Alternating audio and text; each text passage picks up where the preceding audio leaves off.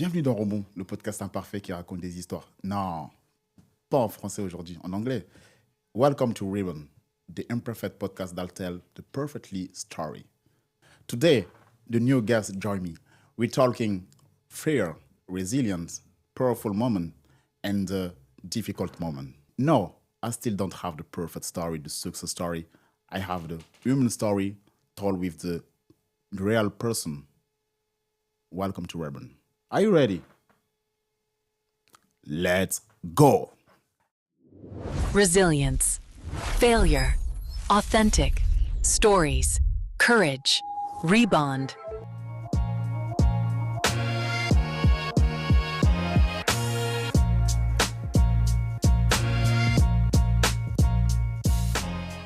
Alors aujourd'hui, on accueille une personne qui me rend vraiment heureux, Priscilla Saunier, manageuse, entrepreneuse, fondatrice. Après avoir piloté une équipe de milliers de personnes, après avoir notamment connu l'échec suite à la liquidation de son entreprise en 2019, elle est aujourd'hui à la tête de Maison Alfred, une entreprise qui favorise le management, qui Mmh. favorise le leadership conscient, j'ai cru voir. Mmh. Bienvenue, Priscilla. Merci beaucoup Jean-Pierre. Est-ce que, tu peux te présenter? Je sais pas, j'ai peut-être pas bien présenté. Est-ce que tu peux mieux te présenter à mes auditeurs, s'il te plaît? Oui, avec plaisir. Bah, bonjour à tous. Donc moi, j'ai un parcours, d'abord de manager effectivement pendant plusieurs années, plus de 15 ans, Mmh. dans un environnement assez industriel où j'ai piloté des plateformes, qui tournaient sur 24/24 avec, des envergures managériales qui allaient de 600 à 2 000 personnes. OK. Et puis à ce moment-là, je me suis tournée vers, le bénévolat en travaillant, auprès de dirigeants par le réseau Entreprendre en fait, où j'accompagnais, des dossiers d'entreprises. Ça m'a donné envie, moi aussi, d'entreprendre OK. et j'ai eu une opportunité, grâce à ma famille, de pouvoir reprendre une entreprise qui était en difficulté financière, qui s'appelait Maison Neuve et que j'ai dirigée pendant 3 ans. Et cette entreprise a été liquidée en janvier 2019 et ça a été un gros tournant dans ma vie, à la fois personnelle, mais surtout professionnelle aussi. OK. Mmh. Je suis vraiment content de te recevoir et déjà je te remercie énormément parce que quand je t'ai envoyé un message sur LinkedIn, je me suis dit: «Est-ce qu'elle va me répondre? Est-ce que je vais avoir la chance d'avoir cette interview avec elle?» parce que moi, je suis tout de suite quand je suis tombé sur ton profil, j'étais très fan et je me suis dit: «Ça colle parfaitement avec l'identité de Rebond et ce qu'on a envie de parler». Tu m'as dit que ça a été un grand tournant dans ta vie, la liquidation de Maisonneuve. Comment on en est arrivé là? Bah, déjà au niveau de l'histoire de l'entreprise, c'est une Oui. entreprise qui était en difficulté depuis quelques années et quand je l'ai reprise, c'était dans l'objectif de justement la ramener à un équilibre financier Mmh. et bah, j'ai pas vraiment eu le temps puisque, donc on a fait quand même, 2-3 ans de travail avec une équipe, hyper investie, très engagée OK. et qui a vraiment permis de, à la fois revoir le produit, la façon de le vendre, toute l'innovation était là et ça a beaucoup développé les ventes. Mais, dans ce milieu-là, de la construction de maisons individuelles pour les particuliers, on a besoin de garants et c'est imposé par la loi. Mais les garants, ne soutiennent les entreprises que si elles sont bénéficiaires et OK. c'était pas notre cas. Du coup, on avait des garants étrangers et ceux-ci sont tombés, ont tous été, fermés en 2018 et du coup, je me suis retrouvée à court de garantie. Donc sans garantie, tu ne peux pas ouvrir de chantier de construction. Donc OK. malgré le volume des ventes qui avait doublé, on ne pouvait plus, ouvrir. Donc du coup, petit à petit, j'avais des difficultés de trésorerie. J'essayais de revendre la boîte et finalement, tout ça a échoué et donc je me suis retrouvée en cessation de paiement en fin d'année, 2018 et la liquidation a été prononcée, tout début janvier 2019. OK. Donc si je comprends bien, l'entreprise va plus ou moins bien, l'intérieur de l'entreprise, ça va bien, ça Oui, tourne, oui, mais il y a plus de garant. Donc oui. c'est assez paradoxal, il y a et c'est compliqué de jauger un petit peu. Comment tu as analysé ça, en fait? En fait, c'était d'ailleurs, ce que, le juge, au tribunal de commerce a dit. Il dit: «Mais en fait, c'est bizarre, votre entreprise, elle va bien, mais vous pouvez plus continuer votre Mmh mh. développement» et en fait, c'était ça le paradoxe et c'est un peu normal parce que les assureurs, donc les garants, peuvent pas soutenir des entreprises qui sont en difficulté financière, sinon ce serait comme un abus de soutien OK. et donc en fait, l'idée pour moi, c'était pour sauver la boîte, de la revendre à un plus grand groupe, qui serait implanté au niveau national pour pouvoir, développer l'entreprise qui était, en train de se faire, OK. mais avoir une sécurité financière qui permettait, d'avoir, des garants qui suivaient l'activité. Bon, ça n'a pas été le cas, donc du coup, progressivement, nous, on quand je dis nous, avec les actionnaires, on a vu le mur arriver Et c'est ça qui est le plus difficile, en fait, c'est quand on sait qu'on va dans le mur et qu'il y a plus trop de solutions. Et finalement, l'entreprise qui devait nous racheter s'est désistée le 24 décembre. Mais c'est pas une blague, c'était la Ah, veille de Noël, c'était un beau à cadeau. midi. Je reçois un appel, de la personne qui était, supposée, nous racheter à la barre du tribunal et qui me dit: «On se désiste, on sort du dossier». Et OK. là, moi, je les bras m'en tombent. Je dis: «Mais en fait, tout ça pour ça?» Ça faisait des mois qu'on travaillait ensemble sur la reprise et voilà, tout s'arrête là.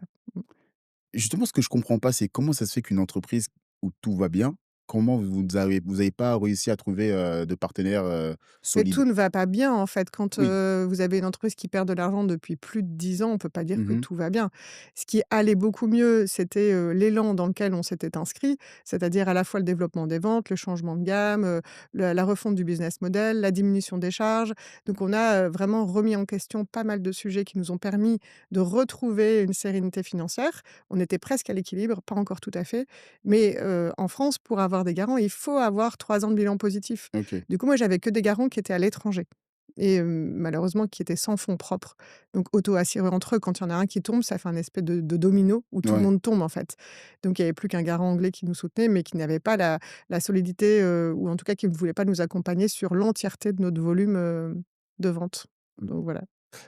En regardant un petit peu, tout ce qui s'est passé, je suis tombé sur une vidéo le 8 janvier du 8 janvier 2019 Mmh. et j'ai vu une personne qui annonçait, la liquidation de son entreprise, mais qui gardait, un entre guillemets «un masque», qui avait, beaucoup de courage et j'aimerais que tu me parles un petit peu de ce 8 janvier 2019.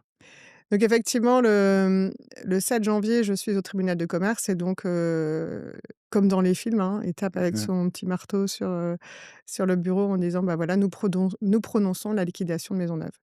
Et donc là, je me dis: «Bah, qu'est-ce qui se passe? Comment ça s'organise?»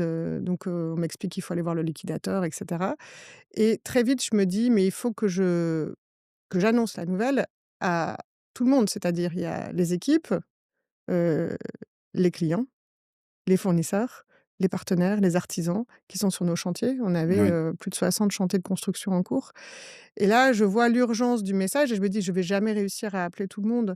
Donc j'ai décidé, de me filmer avec mon téléphone tout simplement, Oui, le j'ai vu 7 ça. janvier au soir et donc cette vidéo a été postée le 8 janvier. Et l'objectif de cette vidéo, c'était d'être, le plus clair possible sur, ce qui s'était passé et sur ce qui allait se passer. Parce qu'évidemment, si vous étiez client à l'époque et vous étiez en train de faire construire votre maison, vous imaginez bien que votre projet de vie s'écroule quand votre constructeur ne peut plus finir votre maison. Et donc il était important de pouvoir donner des indications claires sur comment ça allait se dérouler. Puisqu'évidemment, chaque chantier est en garantie, la poursuite du chantier était prévue, mais il y allait avoir un petit peu de délai supplémentaire et donc il fallait préciser ça. Mes équipes, je les ai vues en réel évidemment, hein, je leur ai annoncé de visu et j'ai eu un énorme soutien d'ailleurs des équipes qui avaient été très touchées par, toute l'énergie que nous avions mis en collectif pour, OK. transformer l'entreprise et du coup cette vidéo, elle a fait un buzz, énorme, Ouais, j'ai vu ça, j'ai vu ça. parce que, elle a permis plusieurs choses. Déjà, elle a permis à chacun, d'avoir de l'information. Je me suis fait quand même pas mal insulter par les clients. J'imagine. Après ça s'est régulé entre eux, ils ont vu que finalement il y avait de la sincérité et une envie de les aider, dans la suite Mmh. et ça a permis aussi aux équipes de retrouver du boulot. Parce que le fait de partager au plus grand nombre, la liquidation, on a reçu beaucoup d'offres d'emploi pour, repositionner l'ensemble des équipes et ça, OK. c'est hyper chouette. Mmh. Et justement, comment tu as trouvé moi, je suis fasciné par ça parce que je pense que c'est plusieurs personnes qui se retrouvent au chômage. Mmh. C'est, plusieurs familles qui sont concernées. Comment justement tu trouves ce courage-là de pouvoir annoncer ça à toutes ces personnes-là qui: «Écoutez, vous avez plus de boulot, c'est fini». Ouais, en fait, il y a déjà une 1re chose qu'on ressent, c'est la culpabilité. Moi, je me suis Mmh. sentie très coupable, en fait, de pas avoir réussi à maintenir l'entreprise, en vie et donc il y a une envie de faire quelque chose. Moi, j'ai plutôt un tempérament de soutien en général ou on pourrait appeler ça de sauveur ou je sais pas. En fait, je me suis sentie tellement coupable, je me dis: «Qu'est-ce que je peux faire pour aider les gens?» Donc du coup, en communiquant ouvertement, ça a déjà fait, l'effet d'éviter, le tabou, d'éviter, l'effet confidentiel et donc ça a permis à tout le monde de d'être mis en lumière, mais de façon positive. disant: «C'est pas de leur faute s'ils sont au chômage». Donc comme on avait une belle notoriété et sur la qualité et sur les produits, ça a permis à chacun d'être, vu comme étant disponible sur le marché du Ouais, travail, que ce soit au niveau du bureau d'études, de la conduite de travaux, du commerce. Donc ça, c'était hyper chouette. Et pourquoi j'ai fait ça? Bah, peut-être pour me racheter, je sais pas. En fait, j'avais besoin de pas laisser tomber les gens. OK. C'était ça, en fait, qui m'animait à ce moment-là. Mais est-ce que tu tu as peut-être pris conscience que les autres, ils avaient pas la même interprétation que toi? Parce qu'eux, ils perdent leur boulot et j'imagine qu'ils voulaient rien entendre. Bah, non, pas du tout. En fait, OK. j'ai vraiment eu une équipe très, en soutien. Alors, on a l'avantage d'être en France quand même. Mmh. En France, on a un dispositif d'accompagnement social qui est, hyper OK. bien foutu avec le chômage, ce qui est pas le cas dans tous les pays et du coup, il y a quand même une protection sociale qui est là. C'est-à-dire que, bah, très vite, ils ont eu, le chômage qui a pris le relais et en plus, ils ont pu retrouver du boulot assez rapidement, à part deux trois personnes, mais globalement, il y a eu quand même, une possibilité très rapide de retrouver du boulot. Donc non, j'ai pas eu en tout cas de manifestation officielle de gens qui m'en OK. voulaient, dans les équipes. Au contraire, j'ai eu des petits mots qui m'ont glissé dans ma poche en disant, «Merci pour tout», et donc après Ouais. on a continué avec certains à se revoir et à Ah bah, partager, OK. ouais. J'imaginais pas ça comme ça, parce Mmh. que c'est sûr le premier sentiment qui nous vient quand on perd notre travail, c'est peut-être éventuellement de la colère Bah, ou de pendant la réunion, il y l'incompréhension. en a un qui a exprimé sa colère parce qu'il avait déjà vécu ça avec un précédent employeur, donc il Mmh. était, vraiment dans l'émotion forte. Mais très vite, il est revenu vers moi et d'ailleurs on avait fait un gros repas peut-être quelques semaines Ouais, après et tout le monde est venu et on a pu exprimer nos émotions, on a pu, se dire les choses aussi, ce qu'on a comment on a vécu et ce qu'on était en train de vivre, puisqu'on était tous en transition à ce moment-là. Et non, j'ai OK. plutôt senti, une reconnaissance de dire les choses telles qu'elles étaient et voilà, j'ai pas Ouais. ressenti, vraiment de jugement négatif. Et pour revenir Mmh. justement à ce sujet-là, à quel moment tu comprends que c'est la fin et qu'il y a plus de machine arrière et que là, Mmh. il faut y aller, c'est trop tard? Ouais, bah, en fait, jusque très tard dans l'année, parce qu'en janvier 2018, donc les garants, cessent de nous Ouais, accompagner. Donc là, on est en recherche continue, de d'autres solutions. Ça, c'est à peu près jusque juillet-août, et en septembre, je me dis: «Non, on ne trouvera pas de solution par les garants, donc il faut vendre l'entreprise». ouais, Et donc là, on rentre dans une nouvelle dynamique qui est celle, d'aller à la rencontre d'acteurs qui seraient susceptibles de nous racheter, même pour un euro symbolique. En fait, finalement, au début, on pensait valoriser l'entreprise, mais finalement, on s'est dit: «L'idée, c'est quand même de sauver et les clients et leurs chantiers et les salariés». Et du coup, je dirais en septembre, j'ai commencé à voir, une issue, qui ne serait pas celle où je continuerai à développer l'entreprise. Donc mmh, déjà, moi, je me dis: «Quelle que soit l'issue, je ferai peut-être plus partie du projet». ouais, Et donc, dans ma tête, je commençais déjà à me dire: «Bon, il va falloir que j'ai un autre projet professionnel». Et puis, là où j'ai vraiment ressenti, c'est la fin, toute fin, c'est quand le 24 décembre, je reçois l'appel de ouais, celui qui devait nous racheter et qui me dit, «On sort du dossier et on n'y va pas». Et là, je sais que c'est fini parce que j'ai déposé mon dossier de cessation de paiement au tribunal de commerce, parce que c'est obligatoire. Dès qu'on n'a plus mmh, de trésorerie, qu'on ne peut plus payer, on doit le déclarer. Et du coup, là, dans les 15 jours, je suis convoquée au tribunal de commerce. Normalement, cette convocation devait faire l'objet d'un rachat à la barre du tribunal, mais comme il y avait plus personne pour racheter, donc on a ouais, essayé avec le mandataire judiciaire de trouver, d'autres acquéreurs potentiels, mais c'est impossible. En plus, on était le 24 décembre. J'étais convoquée le 7 janvier, c'est la trêve de Noël, il y a personne qui est sur des dossiers comme ça. Entre Noël et Nouvel An, c'est pas trop l'ambiance, quoi. Donc du coup, il y avait personne. ouais. Ouais. À cette époque-là, Maisonneuve, ça représente combien de salariés, combien de Alors il y avait, collaborateurs? plus de 40 salariés dans OK, la structure principale et on avait une filiale qui, était composée de maçons et de plaquistes. OK, Et là, pareil, il y avait plus de 40 personnes. En tout, il y avait à peu près 90 personnes dans le groupe, ouais, OK, donc 90 personnes à qui se qui retrouvent au qui se retrouvent chômage. au chômage et oui Ouais. et toi aussi du coup? Et bah, oui, alors nous, les entrepreneurs, on n'a pas de chômage, hein. Nous, Ouais, on est dans une catégorie à part puisque, bah, c'est comme ça en France, en fait, on n'a pas de chômage. Donc ouais. on se reconstruit tout seul. Voilà. Mmh. J'imagine que ça devait être compliqué. Moi, j'aimerais bien parler d'une partie qui m'intéresse énormément, justement, c'est comment tu as fait Mmh. pour rebondir? Cette prise de j'imagine qu'il y a dû avoir déjà l'acceptation, d'accepter que, Mmh. écoute, c'est fini, il faut passer à autre chose. Comment tu as pu rebondir? Ouais, je dirais qu'il y a plusieurs étapes. Il y a déjà l'avant. OK, L'avant liquidation où on sait qu'on va dans le mur et on voit, ce mur-là. Et moi, je me souviens qu'entre, le moment où je me dis: «Bon, bah, ça y est, c'est la fin» et le moment où je vais passer au tribunal, j'ai l'impression que c'est difficile de se projeter visuellement dans la suite. C'est-à-dire que c'est comme si je voyais un écran noir. OK. Comme si après, il y avait plus rien et c'est marrant parce que j'avais, une incapacité à me projeter, après le 7 janvier. Je voyais rien, en fait. C'était comme si j'étais paralysée par une espèce de peur immense, et la peur, elle était multiple. Il y avait déjà la peur, de l'échec en tant que tel, et puis aussi la peur du OK. jugement de la famille, du jugement des amis, du jugement, de tout le monde finalement et du coup, cette partie-là, elle est, je dirais, la plus angoissante, c'était avant. Puis après, il y a le jour J, où là, c'est un peu, l'affolement, une espèce de panique qui nous envahit parce Ouais. qu'il faut tout gérer et puis après, il y a le lendemain et le lendemain, c'est assez spécial parce que finalement, je me réveille et je me dis: «Mais en fait, je suis vivante, voilà, je suis toujours là, enfin, personne n'est mort», Ouais. et une espèce de côté où on relativise, bah, voilà, mon mari est en bonne santé, mes enfants sont en bonne santé, je suis en bonne santé. On se recoupe autour du petit noyau, et puis on se dit: «Bon, bah, en fait, ça va» et et en fait, le chemin qui se vit à l'intérieur, c'est, un chemin de compréhension. Alors d'acceptation, ça vient après, ça, parce que tu disais acceptation, ça vient plus tard. Combien de temps à peu près? Je sais pas, quelques semaines, ça a été assez OK. rapide finalement, mais en fait, ce qu'il faut accepter, c'est pas tant l'événement, c'est ce que l'événement nous fait vivre. C'est l'émotion qui nous traverse. OK. Parce que dans les jours qui ont suivi, il y avait des moments où tout d'un coup, j'avais des crises de larmes ou de panique ou d'angoisse, et je m'effondrais en disant: «Mais qu'est-ce que je vais faire et où ça me mène tout ça?» et donc ça, c'est un peu imprévisible, c'est que c'est un yo-yo émotionnel. Des moments où on est dans l'action parce qu'il faut appeler les clients, il faut appeler les artisans, il y a toute la suite à gérer et en même temps, il y a cette émotion qui nous traverse et au plus on la retient, au plus on met ça sous la cocotte minute, au plus, c'est dangereux parce que ça explose à n'importe quel moment. Et OK. donc en fait, le travail à faire, c'est accepter l'émotion qui nous traverse plus que l'événement en soi. Parce que l'événement, il est là et qu'il soit acceptable ou inacceptable, il est là. De toute façon, on peut pas refaire l'événement.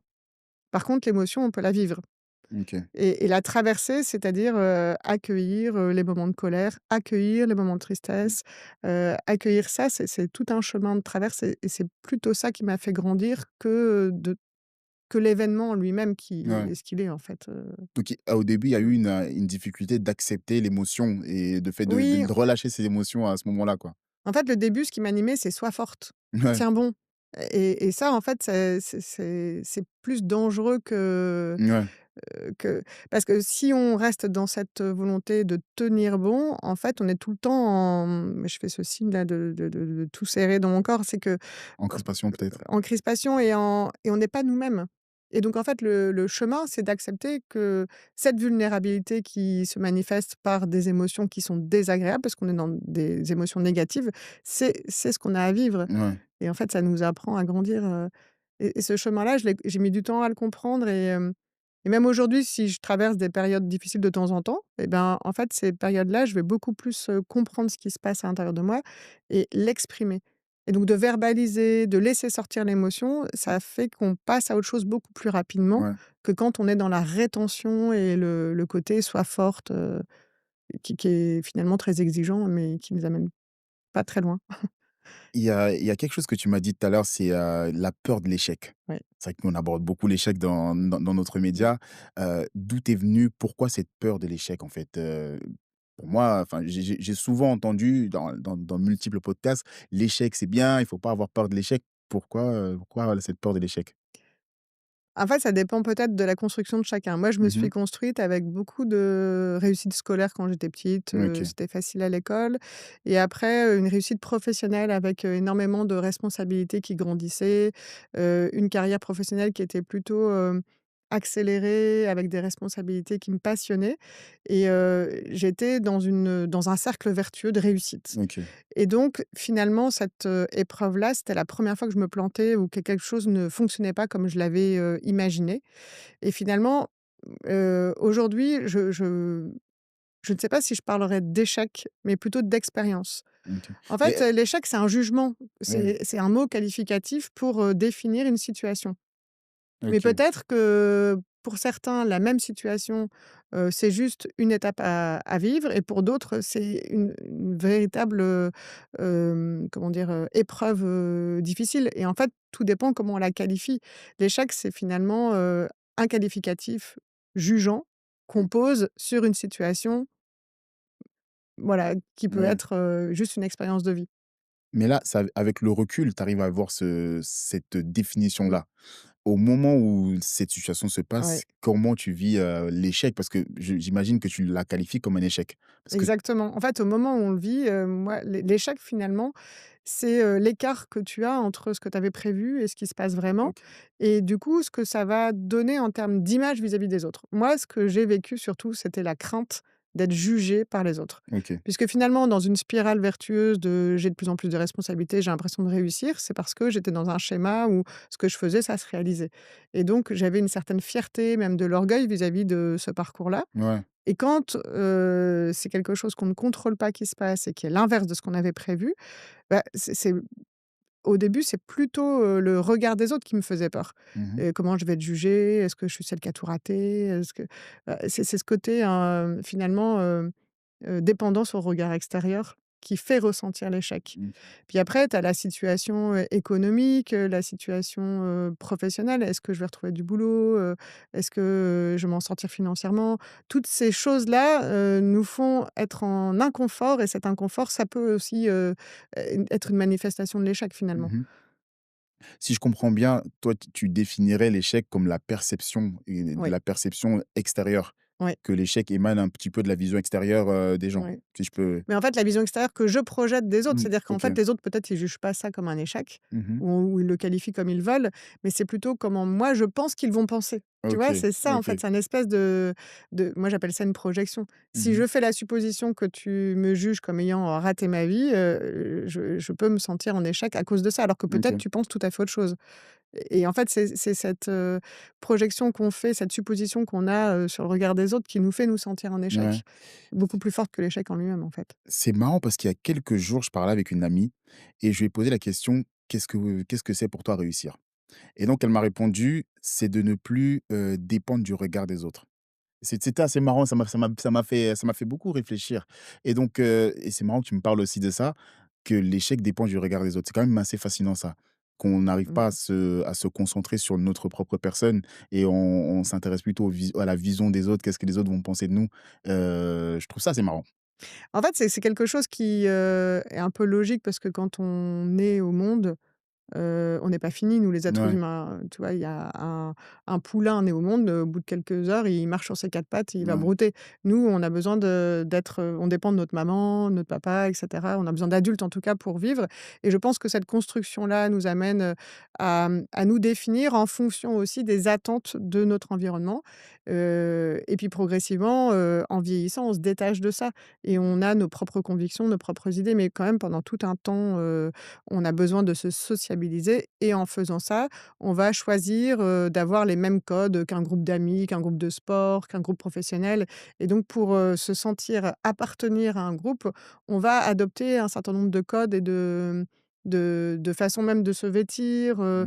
les idées, la façon de parler, on peut même avoir des tics de langage, des accents et cetera qu'on va acquérir parce qu'on veut appartenir à un groupe. Ça, OK. c'est le mode fonctionnement de l'humain et du coup, cette sensibilité du regard de l'autre, elle transpire à travers toutes ces aspirations qu'on a au fil de notre vie et en vieillissant, on a des étapes où on s'affranchit petit à petit d'un certain nombre de choses et d'ailleurs, on se dit souvent: «Ah moi, j'aurais plus rien à faire de ça, ça je m'en moque», alors que peut-être ça avait de l'importance à nos yeux quand on était plus jeune et donc ce chemin-là, c'est ce que moi j'appelle le chemin d'individuation. On devient un individu, un être unique et singulier Mmh. à part entière, mais il se fait au fil des expériences, mais il n'est pas, inné. Alors il y a des personnes qui arrivent à, se détacher du regard de l'autre très jeunes OK. et qui ont cette chance d'être eux-mêmes très jeunes et d'autres pour qui ça prend plus de temps Mmh. et je pense qu'au plus on a d'expériences de vie qui nous mettent face à notre singularité, au plus on arrive à s'affranchir du regard de l'autre et au plus on se sent libre. Mais OK. cette liberté-là, elle est précieuse, mais elle est pas innée, enfin elle s'acquiert au fil des expériences et l'échec en fait partie. L'échec fait Mmh. partie des expériences qui nous renvoient à nous-mêmes et c'est top ça. Et justement, Mmh. est-ce que tu penses qu'il faut vivre des échecs, vivre une expérience, vivre certains moments pour comprendre qui on est et pour comprendre, en fait, notre limite, tout simplement, notre Bah, moi, je peux pas prétendre penser pour tout le monde. En tout cas, moi, ça m'a Ouais. servi. Ce que je peux faire, c'est juste témoigner de mon parcours. Après, je veux pas donner de leçons de vie, Non, mais aux uns et je aux parle autres. pour toi, Ouais, moi, hein. j'ai vraiment grandi grâce à cette, Ouais. expérience de vie. Ça m'a permis de remettre un peu l'église au milieu du village c'est de dire: «Qu'est-ce qui est important pour moi, finalement? Qu'est-ce qui m'épanouit? Comment je veux vivre, bah, les années qui arrivent?» Ouais. Une fois que j'ai vécu ça, c'est beaucoup plus facile de savoir vraiment ce qui est important, nos priorités, versus tout ce qu'on avait mis dans un espèce d'idéal, mais qui ne sont que des choses parfois un peu futiles. Mmh. Et ça m'a permis vraiment de retravailler mon projet professionnel et de dire: «Qu'est-ce que je veux faire demain?» Ça a été beaucoup plus clair une fois que j'avais traversé cette épreuve qu'avant. Avant, j'étais en quête d'ascension sociale par de la OK, responsabilité managériale dans des entreprises, un peu pour, ouais, montrer, que j'étais capable OK. aux autres. Alors qu'en fait, c'est pas ça qui m'intéresse et ce qui m'épanouit aujourd'hui, c'est plus du tout ça Mmh. et ça, je l'ai compris grâce à cette épreuve. Donc oui, ça m'a fait grandir et je pense que chaque épreuve fait grandir, oui. OK. Mmh. Est-ce que tout ça, c'est pas la résultante de notre société tout simplement, où on va à l'école, on fait des études et puis derrière on a envie d'avoir un super métier? Est-ce que c'est pas cette idée, cette réflexion-là, ça vient pas de ça, quoi? Peut-être, en tout cas, ce que j'observe aussi, c'est qu'il y a pas mal de gens qui se posent la question beaucoup plus jeunes, Ouais, que ma génération, moi j'ai 49 ans, on a été un peu dans un moule où on se posait pas de questions. C'est-à-dire qu'on est dans un espèce de tunnel, on a la chance ou pas de faire des études. Moi, j'ai eu la chance de faire des études et du coup, on est un peu dans un moule où, après on cherche du travail et puis on veut ouais. évoluer et on prend des responsabilités si c'est possible et cetera. Moi, j'ai l'impression qu'il y a quand même, enfin, en tout cas, ce que j'observe, c'est qu'il y a pas mal de personnes qui sortent d'études et qui se remettent en question Ouais. beaucoup plus vite et qui d'ailleurs n'hésitent pas à avoir des expériences courtes. Donc vraiment merci beaucoup, Priscilla pour ce moment que tu nous fais vivre depuis tout à l'heure. C'est vrai que je prends beaucoup de plaisir à t'écouter et à apprendre. Il y a un aspect que tu as abordé tout à l'heure, c'est le jugement des autres, le jugement d'autrui. Comment tu perçois justement le jugement des autres personnes à ce moment-là? Dans À ce ce moment moment-là, difficile, ouais. j'en ai peur et donc au moment de la liquidation, moi, la première chose qui me vient, c'est: «Qu'est-ce qu'on va penser de moi?» Mmh. Et d'ailleurs, dans les premiers jours, j'ai eu beaucoup d'appels d'amis, de mes parents, de Ouais, mes sœurs, de mes frères et en fait, il y a plein de fois où j'ai un peu ghosté, c'est-à-dire que j'ai même pas décroché. ouais, J'avais peur de m'écrouler devant eux. Je savais que si j'avais un appel de ma sœur, par exemple, j'allais pleurer au téléphone. J'avais pas envie de pleurer. ouais. Donc je refusais un peu ça et puis j'avais peur qu'on ouais, de décevoir. En fait, c'est Ouais. cette idée de toujours être, au top et en fait, moi, je pense que le problème que j'ai eu, c'est que comme je voulais tout le temps réussir, Mmh. j'existais que si je réussissais dans ma tête. J'existais OK. que si je réussissais. Donc si j'étais jugée négativement, c'est comme s'il y avait une part de moi qui se fragilisait et j'avais pas envie de ça et du coup, c'est vrai que j'ai vachement fui, les appels, de mes proches et je OK. leur écrivais des SMS en disant: «Non mais désolé, j'ai pas envie de parler», Ouais. ils ont respecté ça, mais c'est vrai que c'était douloureux pour eux parfois de pas pouvoir m'accompagner alors que j'en avais besoin en fait, hein. Mmh. Mmh. Justement, quand on dirige une grande entreprise et qu'on est quand même sur un piédestal, est-ce que c'est difficile d'accepter ce truc-là, d'accepter les émotions, de se dire: «Écoute, ça va pas», Mmh. d'accepter ça? Parce qu'on est toujours dans un piédestal et on a toujours montré cette image-là. Est-ce que c'est difficile d'accepter tout simplement? En fait, on enfile un costume un peu, Ouais, un costume, peut-être que je me définissais aussi en disant: «Bah, je suis chef d'entreprise, oui, je suis sportive, je suis une maman de 4 enfants», et en fait, c'était, des espèces de ouais, de costumes qui me faisaient plaisir parce qu'ils remplissaient mon orgueil quelque part ouais. et finalement quand tu te retrouves face à l'échec, tout ça, ça tombe. Mmh. Puis il reste qui, derrière le costume? Ça, c'est une question que je me suis posée assez vite du coup. En fait, je suis qui? Qu'est-ce que je veux faire? Et donc oui, je pense que c'est lié à ça, la Ouais. peur du jugement, elle vient aussi que tu es, dans une espèce de spirale un peu d'orgueil et de fierté, Mmh. de ce que tu as accompli. Mais finalement, on peut pas se définir par rapport à ce qu'on fait. On peut se Mmh. définir que par rapport à qui on est, mais cette question-là, elle est hyper compliquée, qui on est, en fait. Qui on est. Ouais. Est-ce que parfois justement, qui on est, ça émane pas justement de la perception des autres, Mmh. du métier qu'on a? On a l'impression d'être cette personne-là, mais vraiment, on ne sait pas réellement qui on est. Ouais, ça Hem, c'est, dans les premières années, jeune adulte, on va dire, on est, mmh. beaucoup là-dedans, je trouve. OK. Enfin, moi, j'étais beaucoup là-dedans, et je me définissais à travers mes activités, mes capacités et du coup, au plus j'en faisais, au plus je démontrais que je savais faire, au plus j'ai l'impression d'être valable. C'est Mmh. un peu ça. Donc je me suis mis à faire plein d'activités différentes que dès que je bricolais, je le faisais à fond. Je me suis mis à la couture, j'ai fait à fond. Je me suis mis à bosser, je l'ai fait à fond. Enfin tout, je le faisais tout le temps à fond. Il fallait toujours que je réussisse tout ce que j'entreprenne et ça, c'était vraiment ce qui m'a guidée dans beaucoup de moments de ma vie et cet échec ça m'a fait du bien, Mmh. je crois. Je crois que j'en avais besoin en fait, hein, avec Donc au du final, recul. l'échec, ça Mmh. fait du bien? En L'échec, tout c'est cas, bien? moi, ça m'a fait du bien. Je ne peux pas dire ça de tout le monde, je ne sais Ouais. pas, ce que vivent les autres. En tout cas, moi, ça m'a vraiment remis à ma place. Je pense que ça m'a permis de contacter la vulnérabilité, de Mmh. contacter l'humilité et de me poser des vraies questions, plutôt que d'être toujours dans le paraître. Tu vois, tu disais: «On enfile Ouais, un costume», c'est ça, hein, de dans le paraître, en fait, ça m'a permis de contacter qui je suis vraiment et ça, c'était précieux. Je trouve que c'est un OK. beau cadeau pour ça, l'épreuve de l'échec. Tu m'as dit quelque chose en off. C'est que cet échec t'a permis, d'accélérer un petit peu ton épanouissement personnel. Ouais, J'aimerais que tu m'en parles un petit peu, justement avec un exemple concret si possible? ouais. Bah, en fait, pendant longtemps, ce qui me plaisait dans mon boulot, c'était le management OK, et à chaque fois que je prenais des responsabilités, les endroits où j'étais le plus en contact avec ce qui est vivant en moi, c'était quand j'étais en relation avec les autres et donc au plus j'aidais mes équipes, à s'épanouir, au plus je les aidais à devenir, plus compétents et à mettre en place des choses plutôt sur le plan humain, au plus j'ai l'impression de kiffer mon boulot. OK, Et finalement, toutes les compétences un peu plus, stratégie, financière, organisationnelle et cetera, je les faisais parce qu'il fallait le faire, mais c'est pas là où je m'épanouissais. OK, Et donc, quand est arrivé l'échec, ça m'a permis de me poser des vraies questions en disant: «Mais finalement, de tout ce que j'ai fait, qu'est-ce que je retiens et qu'est-ce que j'ai envie de faire?» Et c'est là que, quand je disais tout à l'heure, j'ai remis l'église au milieu du village, je me suis dit: «Mais qu'est-ce qui fait que je m'épanouis? À quel endroit je me sens vraiment être moi-même?» Et en fait, je me suis rendu compte que c'était vraiment dans, le sentiment d'être utile pour les autres. OK, Et donc c'est comme ça que je me suis dit: «Ah bah tiens, comment je peux être utile? Qu'est-ce que je sais faire et où est-ce que je m'éclate?» Et c'est là où je me suis dit: «Bah, être plutôt dans l'accompagnement», peut-être j'aurais dû être dans le milieu médical à la base, ouais. mais en fait avec cette expérience managériale, je me dis: «Qu'est-ce que je peux faire en mélange des 2?»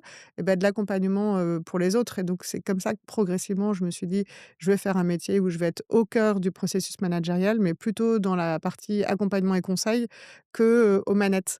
Puisque finalement, aux manettes, ça m'emmène à être, très fière de ce que je fais, à réussir et cetera, mais c'est pas là où je m'épanouis le mieux, OK. là où je vais être vraiment moi-même, c'est quand je suis en lien avec les autres pour les faire grandir. C'est quand je suis au service d'eux pour aider les autres et donc ça m'a vraiment fait réorienter ma carrière. C'est vrai que dans notre société actuelle et dans l'écosystème, actuel, l'épanouissement personnel, c'est une notion qui revient de plus Mmh. en plus, je dirais même depuis, après le covid. C'est L'épanouissement vrai. personnel, Mmh. c'est vraiment un facteur qui est important. Qu'est-ce que c'est pour toi? Qu'est-ce que ça représente pour toi l'épanouissement personnel et professionnel? Bah, je pense qu'avant, l'épanouissement personnel, c'était mettre le travail au cœur de sa vie et puis OK. tout autour, il y avait le reste et quand Mmh. on avait le temps. Je pense que ce que vous avez apporté, toi, ta génération, ce que vous nous apportez, c'est cette lucidité de dire: «Bah, qu'est-ce que je mets au cœur?» Bah, je mets ma vie tout simplement et OK. autour, j'ai mes activités dont le travail qui me permet de me réaliser dans ma vie et donc déjà cette lecture-là que ta génération apporte à la mienne, bah, je trouve ça hyper chouette parce que ça permet de recentrer c'est quoi tes priorités et du coup, moi, je me suis posé ces questions-là, mais tardivement finalement. Ouais. Parce que j'ai vécu l'échec, je me suis dit: «Mais qu'est-ce que je veux faire de ma vie et où est-ce que je vais m'épanouir?» Et du coup, le travail est une source d'épanouissement, mais pas que. Et alors qu'avant, il y avait que ça, moi. C'était le mode de fonctionnement, je bosse, je bosse, je bosse et je bossais des heures et des heures, j'ai toujours investi à fond dans mon temps, pour le travail et très peu Ouais. pour le reste. Mais à ce moment-là, tu avais l'impression d'être heureuse? Enfin, Ouais, tu mais étais j'étais heureuse pas dans ta vie à ce malheureuse. moment-là? Mais bien sûr que j'étais pas Ouais. malheureuse, mais je pense que j'étais pas à ma place. Tu vois, OK. cette sensation, d'être pleinement au bon endroit, quand tu fais quelque chose dans ta Ouais. journée et tu te couches le soir, tu te dis: «Ah punaise, j'ai été utile pour ça et pour ça». Alors avant, j'avais l'impression d'avoir réussi des choses, j'ai un peu comme quand tu coches une liste, tu vois? J'ai fait ça, j'ai fait ça, j'ai fait ça, c'est bien. Aujourd'hui, c'est plus ce que je me dis. Ouais. Je me sens à ma place et utile, donc j'ai l'impression d'être plus, dans un espèce d'alignement personnel, tu vois? Mmh. Entre, tes motivations profondes, comment tu les réalises dans ta journée, comment tu te mets en relation avec les autres. Enfin, moi, c'est ça qui me nourrit, en Et fait. justement, je pense qu'il faille trouver le juste équilibre entre, la partie pro et Mmh. la partie personnelle. Comment tu trouves, cet équilibre-là, justement?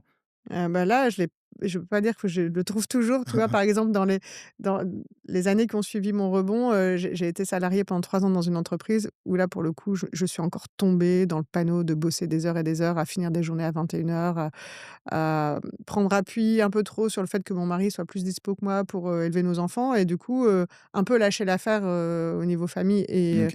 et il y a des choses que j'ai ratées, notamment d'être présent pour mes enfants quand ils en avaient besoin, de les écouter dans leurs petites histoires de l'école, des profs et cetera et de nombreuses années où je me souvenais même pas du nom de leur prof et c'est pas OK. normal.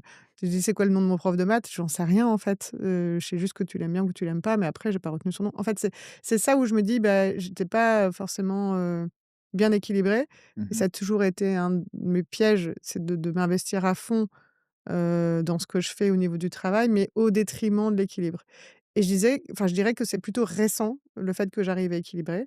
OK. Déjà parce que au boulot, avec mon associé, on se le dit, quand il est passé 18:00, on dit: «Bon, bah, en fait, ça peut attendre demain, on va commencer à clôturer la journée et on va rentrer pas trop tard pour être présent, dans nos familles» et aussi parce que je me rends compte que, bah, le boulot, c'est dépasse, il y a plein de choses différentes, mais la famille, c'est ce qui reste pour toute la vie. Donc, OK. si tu prends pas soin de tes proches et d'avoir des moments qualité avec tes enfants, bah, tu passes à côté de tout. Et OK. ça, je m'en suis rendu compte et du coup, j'arrive mieux à me discipliner, mais c'est récent, ça fait que 2 ans que je le fais. Tu vois, avant, j'étais encore dans mes pièges, Ouais, mais il y a eu un élément qui a permis que tu arrives à plus te discipliner, à te rendre compte de certaines choses?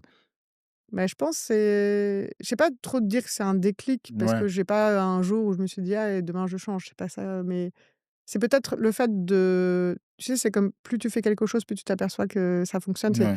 plus tu te rapproches de tes enfants, en plus ils grandissent, donc ils ont encore plus besoin de passer des moments qualité avec, nous les parents, parce que c'est important pour eux et donc quand ils sont petits, peut-être tu peux te contenter entre guillemets «de logistique» et de faire des câlins, mais quand ils sont grands, il y a une écoute, une relation profonde, une connaissance de l'autre qui passe par des moments qualité Mmh. et du temps qualitatif et si tu les as pas, bah, tu les as pas, tu passes à côté, quoi et OK. peut-être que c'est aussi l'âge de mes enfants qui fait que je mesure plus l'importance d'être présente, ouais. OK. En tout cas, Ouais. je continue de te remercier. Merci beaucoup déjà pour cet échange. Je suis vraiment content d'entendre tout ce que tu dis, j'apprends beaucoup. J'aimerais bien qu'on rebondisse sur un point, sur ta perception un petit peu, de la société actuelle, de l'écosystème, actuel. J'aimerais bien connaître ta perception, des choses. Je sais que la question est très générale. Oui, c'est ce que j'allais te demander. Est-ce que Heu tu veux préciser dans quel axe, sur l'évolution sociale, actuelle. L'évolution sociale professionnelle et sur même la génération actuelle. c'est-à-dire le lien avec le travail Le lien avec le ou? travail, le lien OK, avec le dans le travail, monde ouais. professionnel Ouais. plutôt? Ouais. Moi, je suis très admirative de cette génération que tu représentes, tu as 25 ans, Ouais. hem, parce que je trouve que vous abordez le travail avec, beaucoup plus de lucidité que moi je l'ai fait, quand OK. j'avais ton âge.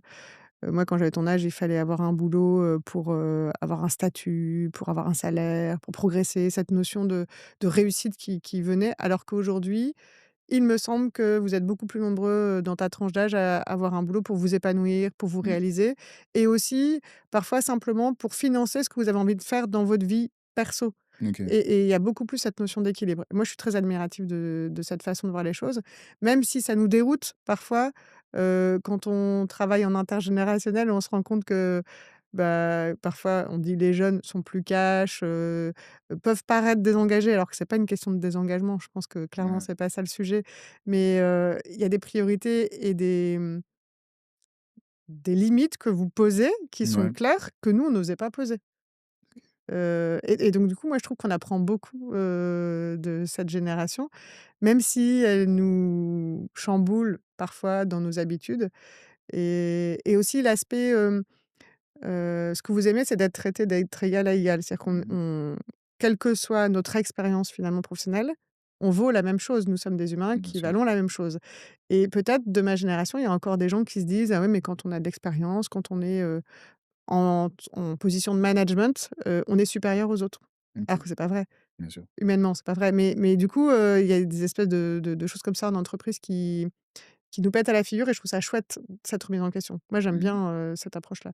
Donc je dirais qu'on est dans une phase de transition où, peut-être le covid, tu disais tout à l'heure, nous a Ouais. permis ça, hein, de mieux apprécier l'équilibre vie pro, vie perso et et du coup, de s'enrichir mutuellement en disant ce que nous, avec l'expérience qu'on a en entreprise, on peut apporter à des plus jeunes et des plus jeunes avec leur, lucidité sur l'équilibre vie pro, vie perso peuvent nous apporter aussi.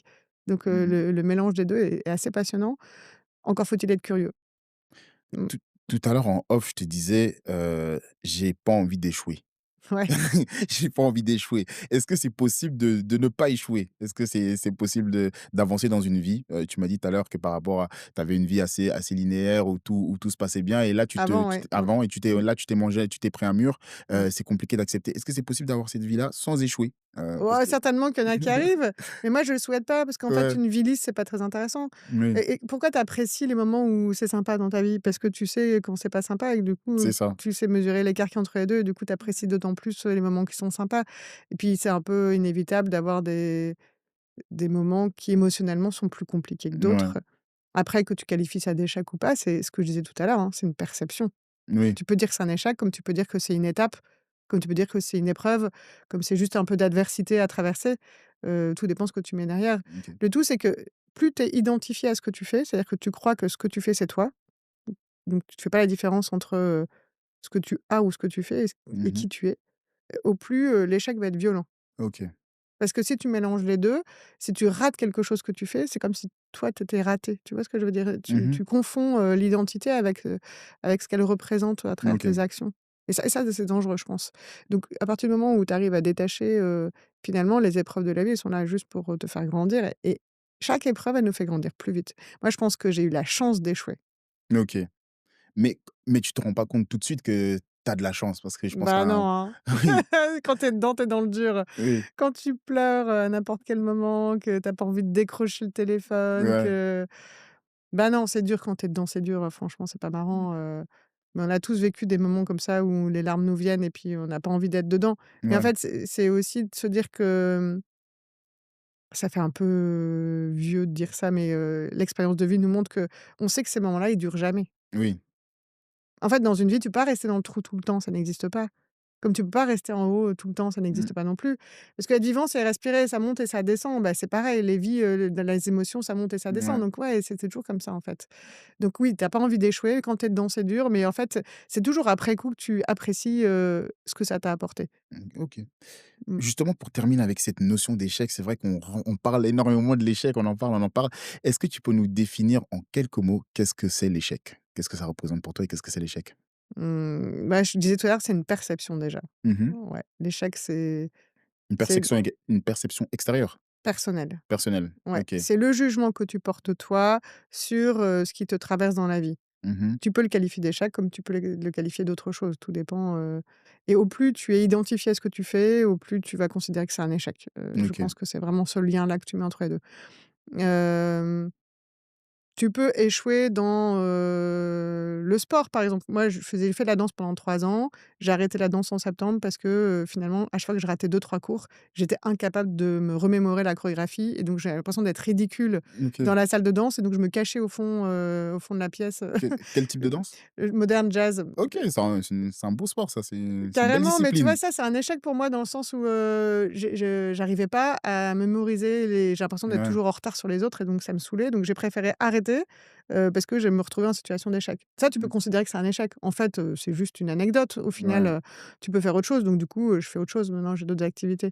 Mais ouais, en fait, tu vois, c'est pour te dire que cet exemple-là, c'est que l'échec, c'est très subjectif et c'est vraiment l'écart que tu mets entre, l'idéal de ce que tu veux faire souvent, au OK, lieu de être, et ce que tu fais vraiment et donc plus l'écart est important, plus tu peux te sentir en situation d'échec. OK. Mais, c'est pas pour autant que ça l'est vraiment, Mmh, puisque c'est une perception.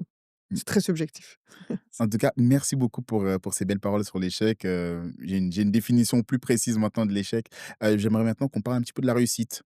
Est-ce que tu as des réussites, dans ta vie, qui te rendent fier, en fait? Tu te dis: «Écoute, j'ai réussi ça». Ah bah, oui, mes enfants déjà, forcément, Oui, quand on est maman, on ne peut pas, ne pas être fier de ses enfants et ouais, je pense que quand je les vois aujourd'hui avec, chacun leur maturité, heu, le respect profond qu'ils ont pour, l'être humain en général, les valeurs qu'on a réussi avec mon mari à leur transmettre, je ça me rend fière et c'est une réussite, en fait, de les voir Mmh. grandir comme ça et de s'épanouir, qu'ils trouvent leur voie, qu'ils se sentent bien dans leur vie. Ça, c'est une vraie réussite. Mmh. Et après sur le plan professionnel, si ta question, je pense qu'elle était plus comme ça, Les 2, moi tout me va. heu Professionnel aussi, s'il te plaît. en fait, j'avais plus la même définition.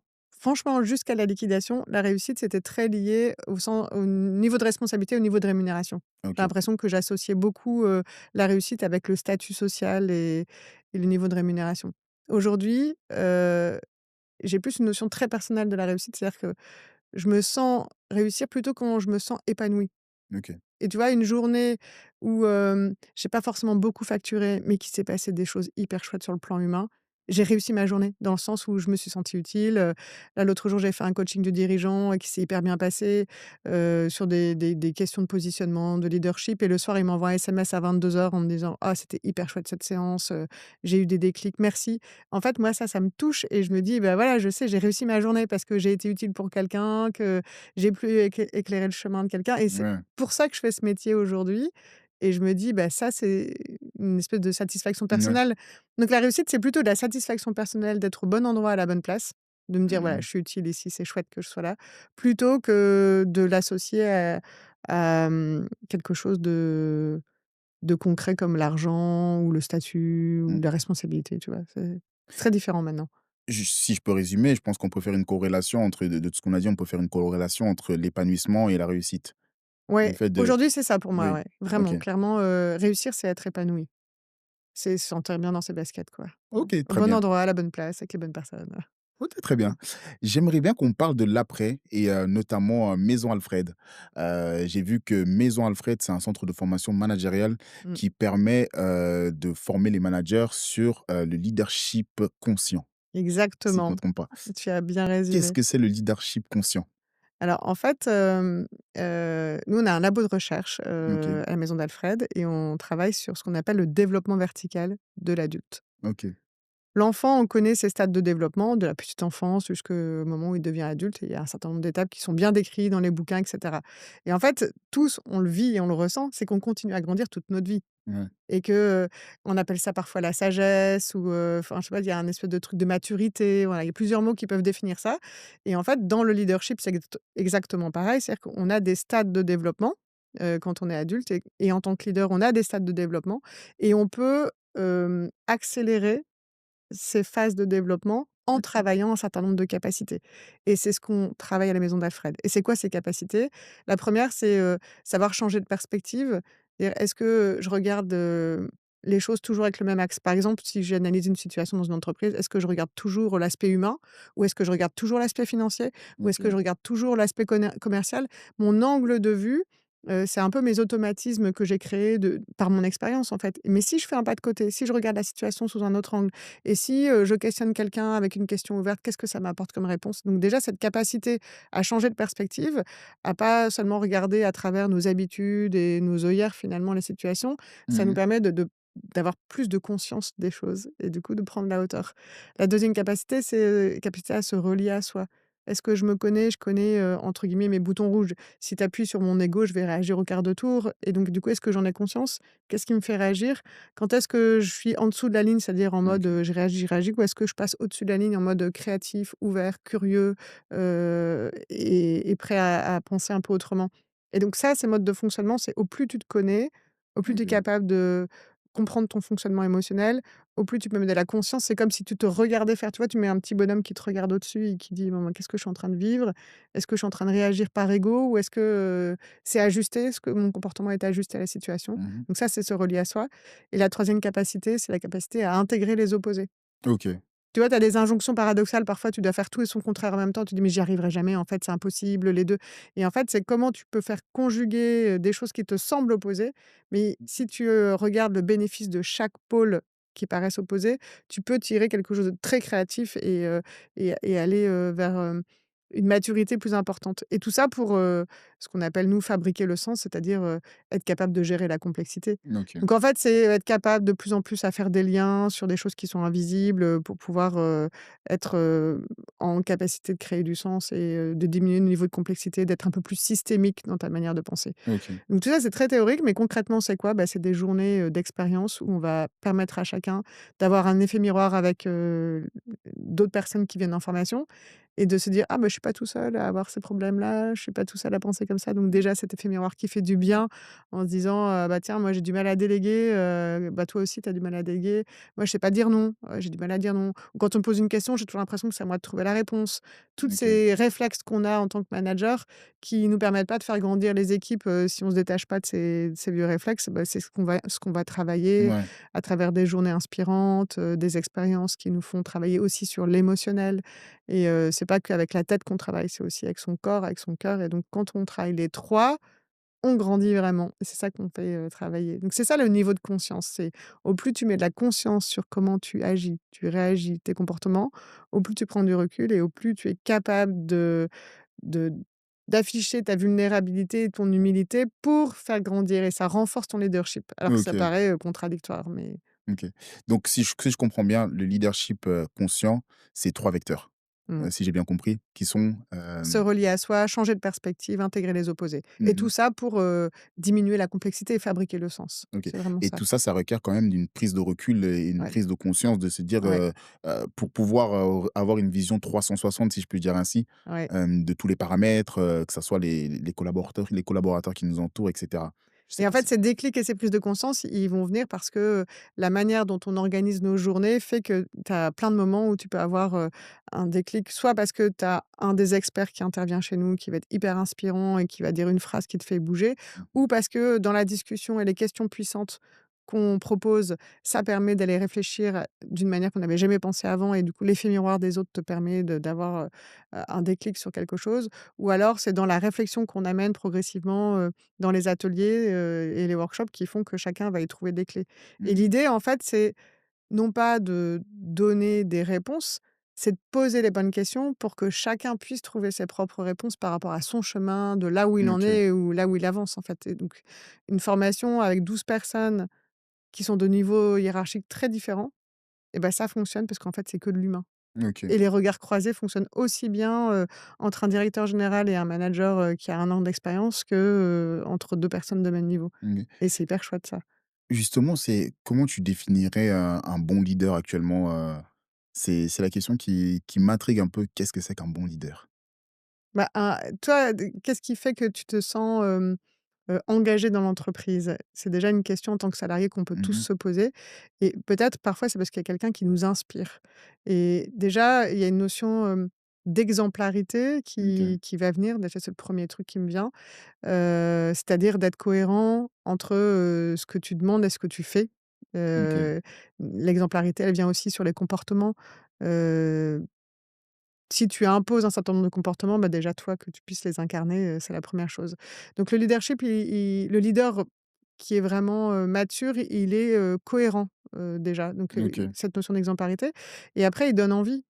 Il OK. donne envie, il y a un côté inspirant et donc, être inspirant, c'est, de savoir où on va Mmh. et aussi savoir d'où on part et OK. savoir d'où on part, ça veut dire s'intéresser aux autres.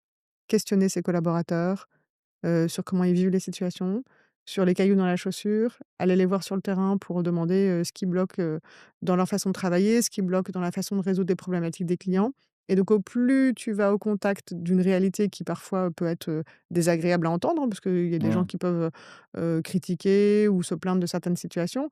Au plus tu te contactes avec la réalité, au plus tu es capable de savoir, quel est le point de départ pour aller là où tu veux les emmener et du coup tu crées, ce que j'appelle cette courroie de transmission entre la Ouais. vision que tu poses et le réel terrain et tu es celui qui va guider plus que celui qui va donner des ordres et donc pour moi, un bon leader, c'est celui qui pose des bonnes questions. OK, et qui comprend ses collaborateurs? Ouais, parce qu'il Le va fait de savoir poser, voilà. poser les bonnes questions. En fait, OK. si tu n'écoutes pas et que tu ne fais que, comment on peut dire? Être, directif ou Ouais, autoritaire, en fait, tu perds tout le monde. OK. Est-ce que justement cette notion de leadership n'a pas évolué avec la génération actuelle, avec le temps, tout simplement? Moi Parce que aussi, il je évolue dirais tout le temps. que Mmh. oui, par rapport il y a une dizaine d'années, c'est plus du tout pareil, Bah, même, en fait, si tu regardes l'évolution du leadership, depuis des années, c'est qu'on est passé d'un modèle très patriarcal Mmh. où avant il y avait une autorité, il fallait toujours demander la Ouais, permission, p progressivement est venue la notion d'autonomie, puis est venue la notion d'épanouissement au travail et puis maintenant est venue la santé mentale aussi. Enfin, il y a tout ouais. un ensemble de critères qui font que le leader ne peut plus être le même, qu'il y a 10 ans, qu'il y a 20 ans et encore moins qu'il y a 40 ans, c'est sûr. Hem, D'abord les outils que nous avons sont plus les mêmes. Oui. C'est qu'aujourd'hui, un manager, c'est plus celui qui donne l'information. L'information est disponible partout. Mmh. Donc, à quoi tu sers si tu sers plus à ça? Tu peux te poser la question, mais en fait, c'est tu es là pour autre chose et donc je pense qu'aujourd'hui, on a remis l'humain au cœur de l'entreprise dans pas mal de boîtes et ça fait du bien, mais sans pour autant perdre de vue, le business parce que c'est toujours une question d'équilibre entre, bien servir ses clients et bien s'occuper de ses équipes OK. et si tu t'occupes bien de tes équipes, eux-mêmes seront en capacité de bien servir les clients et du coup, ça permet quand même de faire prospérer l'entreprise. Donc oui, mettre l'humain au cœur, ça c'est quelque chose qui est nécessaire aujourd'hui dans le management, mais qui peut-être était quelque chose qu'on oubliait, il y a encore, 20 ans parce que c'était marche ou crève, dans certaines boîtes, hein, pas partout, mais Mmh. mmh, C'est marrant parce que de parler de ça, parce qu'il y a 1 an, j'ai fait ma thèse de fin d'études et c'est justement une idée que j'ai défendue, de parler de l'impact, l'impact de l'humain mmh, dans la performance en entreprise. L'impact qu'on va avoir, quand on se sent bien dans une entreprise, mmh. quel impact ça va avoir sur la productivité? Et je trouve que maintenant, comme on en parlait tout à l'heure, le fait de se sentir bien dans une entreprise, d'avoir un bon manager, d'être bien, de se sentir bien, d'avoir des bons collaborateurs, ça va vraiment jouer sur la performance. Ah mais c'est sûr, tu te sens bien dans ton environnement, Ouais, tu as envie de tout donner. et c'est de plus en plus C'est un sujet d'actualité. Je pense ouais. qu'avant, on avait un boulot, on était content d'avoir un travail, quoi. Il y avait une fiche de poste et puis après, On peu appliquait. importe si tu t'y plais ou pas, Ouais, tu fais ça. OK. Quel conseil, tu donnerais à j'aime bien poser cette question à tous mes invités. Parce que moi, je suis là, j'ai lancé ce podcast-là pour apprendre. Mmh. Parce que moi, j'ai soif d'apprendre, j'ai envie d'apprendre. Et quel conseil tu donnerais à un jeune de 25 ans qui débute, qui a envie d'entreprendre, par exemple? Quel conseil tu donnerais?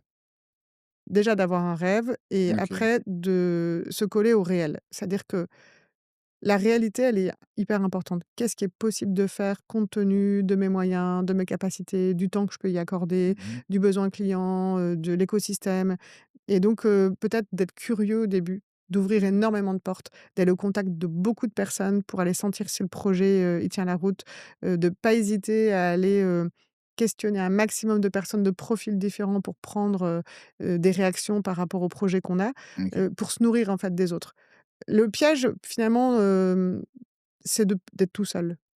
OK. Parce que tout seul, on n'a qu'une façon de penser, qu'une idée et du coup, on se coupe de plein de possibilités, et la curiosité et le contact va nous permettre de challenger son projet et après, je j'aime pas trop donner des conseils parce que je pense que chacun apprend à sa méthode et je sais pas, j'aime pas la Ouais. notion de donner des conseils. J'ai l'impression, Mais, que moi, j'aime bien prendre, mmh. quand on a de l'expérience, ça permet de on est plus à même à donner des conseils. Vu l'expérience que tu as, je pense que, En fait, on peut plutôt partager ce qui a été juste ou pas juste pour nous, oui. tu vois?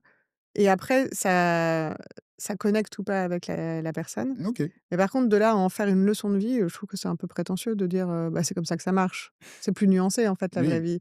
Donc en fait, on peut peut-être juste c'est pour ça que je disais, le conseil que je donnerais finalement, c'est simplement celui d'être curieux et d'aller au contact de personnes pour voir, comment leurs expériences, les ont influencés et ce qui a marché, pas marché pour eux et puis d'en Mmh. faire sa propre vérité dans son contexte à soi, qui n'est jamais OK. le même que celui de son interlocuteur, en fait. Et justement, C'est qu'est-ce que tu dirais à Priscilla de 25 ans? Est-ce qu'à refaire, il y a certaines choses que tu ne ferais pas? Est-ce que, si on peut faire un rétropédalage sur, quelques années en arrière? C'est une question, tu peux prendre du temps pour réfléchir, hein. Mmh. Qu'est-ce que je dirais à la Priscilla de 25 ans? Peut-être d'être plus à l'écoute, Oui, heu, je pense que je referais exactement pareil, OK. même l'échec, tu vois? Je pense que chacune des expériences que j'ai vécues m'a été super utile, et que j'ai appris énormément. J'ai eu vraiment des belles années et dans ma vie, plutôt carriériste et Ouais. dans ma vie, de rebond derrière, des 2 côtés. Mais ce que j'ai appris au fil des années, c'est que au plus tu es curieux des autres, au plus tu écoutes, au plus, tu t'épanouis et peut-être j'ai négligé ça et été un peu trop, dirigiste, tu vois? Dans Ouais, certaines, manières de penser, au début de sa vie, on a envie de dérouler, puis on impose un peu ses idées sans ouais. écouter et je pense que c'est peut-être le truc, écoute plus et plus vite, peut-être le conseil que je pourrais donner, à la Priscilla de 25 ans. Mmh. Écouter plus et plus vite. Mmh. Ça tombe bien parce Plus que pour vite, ça c'est-à-dire, plus, maintenant, n'attends pas 10 ouais, ans avant de ouais, ouais. commencer à écouter vraiment les gens, quoi. C'était ça. Ouais. C'est Mmh. pour ça que moi j'ai lancé ce podcast-là pour Mmh. écouter, et pour prendre un petit peu moi je suis un petit peu un tricheur lorsque j'essaie de faire quelque chose. J'essaie de prendre un petit peu, de tout le monde. Moi je suis une éponge, Mmh. même dans mon travail actuel, j'ai appris un petit peu des anciens et puis ça m'a permis de construire, le commercial que je suis et voilà. Je trouve qu'il y a rien de mieux que d'apprendre des autres. Mmh. Même, je trouve même un bébé de 2 ans, il peut nous apprendre des choses parce que parfois on a cette, on est focus, on est fermé dans des idées, dans des préconçus et ça nous empêche Mmh. de nous ouvrir, en fait. Ouais, c'est exactement ça, cette notion de liberté dont je Ouais, parlais tout à l'heure. C'est le côté enfermé dans ses propres idées. Effectivement, un enfant de 2 ans, il a cette spontanéité de ouais. curiosité et qu'on peut perdre, quand on vieillit et donc c'est chouette, Justement, quand on est dans un poste, on perd la spontanéité parce ouais, en fait, on est habitué à toujours à faire un à schéma, réfléchir, voilà, à réfléchir et le fait de s'ouvrir, d'écouter, je trouve ça c'est vraiment, super important. Priscilla, merci. Merci d'avoir accepté, d'échanger avec moi. Ce fut vraiment un très, très grand plaisir et je suis vraiment très sincèrement très heureux et merci beaucoup. bah, merci pour la qualité de tes questions, Jean-Pierre. C'était chouette Voilà. de revisiter un peu ce parcours, c'était marrant. Mmh, OK. J'ai passé un bon moment. Mmh. Est-ce que tu aurais un petit mot à nous dire, un petit mot, quelque chose, à rajouter? Mmh. Pas spécialement, osez être vous-même peut-être, OK, quittez vos étiquettes, vos masques, vos costumes, de parade pour, retrouver, ce qui vous fait vibrer. OK. Soyons vivants. Vibrer quoi, soyons Ouais, vivants, OK. soyons vivants. Acceptons les émotions, qu'elles soient, Positif ou hautes négatif? ou plus basses. En tout cas, les 2 nous font nous sentir vivants. Mmh. OK, très bien et est-ce que tu lis, tu as des livres à conseiller, j'essaye de mettre à la lecture, c'est pour ça que j'essaie de prendre un petit peu, de tout le monde. Est-ce que tu as des conseils des livres, par exemple? Mmh, De films, de livres? des livres, ah oui, il y a beaucoup de livres qui m'ont marquée, notamment des livres qui sont pas très connus, L'inconscient dans les relations en entreprise Mmh. de Dominique Baumgartner, OK, qui est un chouette livre parce il met en avant la qualité relationnelle versus, justement le paraître et permet d'être au plus près d'une réalité, ouais, vécue entre 2 personnes pour en faire quelque chose et ça, je trouve que c'est chouette de parler de ça dans l'entreprise. Ça, ce OK. livre-là, il est très chouette. Je sais pas il est facilement à trouver sur le marché, mais Je vais faire des ouais, recherches et j'essaierai de lire je ces livres. pense qu'il se trouve quand même encore. OK, top. Merci beaucoup et Avec c'est ainsi plaisir. que Mmh. s'achève notre échange. Merci beaucoup. C'était, le 4e épisode de Rebond. À très vite. N'hésitez pas à liker et vous abonner. À très vite. Gros bisous.